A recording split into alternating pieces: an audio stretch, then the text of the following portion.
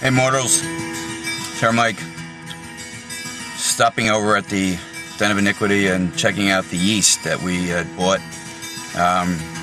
Rick said it activated and the bag started to inflate, which is a good sign. It means the yeast is, I guess, alive and getting ready to go. So we're going to go in there, check that out, and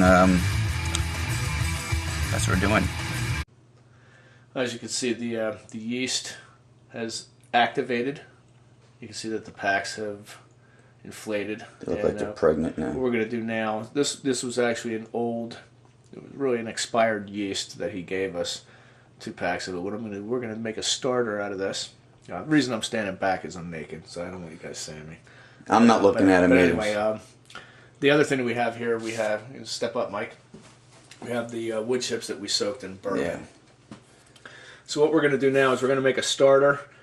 First we got to clean some bottles, we got to do some sanitation, so we're going to go through all that, but more on that in a second. Yes. We will make it fit. Yeah, the stopper's a little big, so we're going to have to do a little bit of creativity here. And that's what she said. Just watch your fingers. Keep them fingers tucked under. Let's try this. Alrighty. We're going to use the City Tap House growler. Here, Andy, kudos. For this. There you go. What we're doing first is cleaning this thing out. So it did have some beer in it before, and I'm using this bottle brush here. As you can see, there's a brush. Right. Okay, so we want to make sure that we kind of scrub it and clean out any dregs that might be in there. And then after I'm done with this step, what we're going to do is we're going to put some water in there, and we're going to use a sanitizer, which is iodophor or iodophor, depending on how you feel like pronouncing it. And that'll pretty much kill everything. It just takes 4 minutes of contact, and just rinse it out with some purified water. Hang it upside down, and we'll be ready to use the bottle. So that's that for now.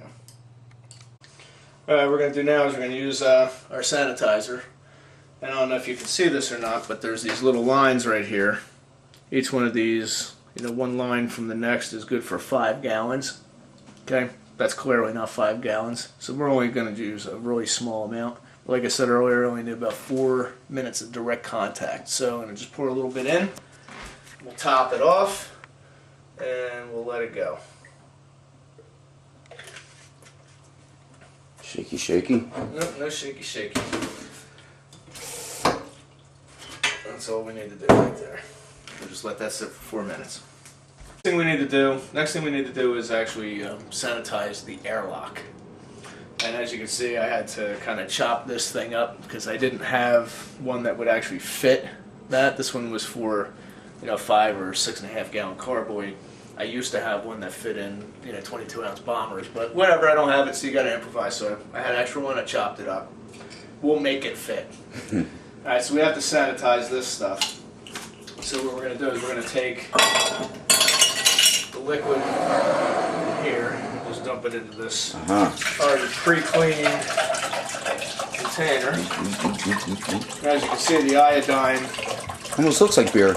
Gives it like a brownish type color. Yeah, it kind of looks like beer from here, or vinegar. Alright, so we're going to let that sit for about 4 minutes now too. And what I'm going to do, even though it doesn't require it, I'm going to rinse this.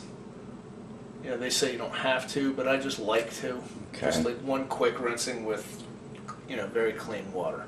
So I'm going to dump the rest of this out and just clean this. So Always use protection, kids. And that's to keep the bacteria from getting in there. Correct.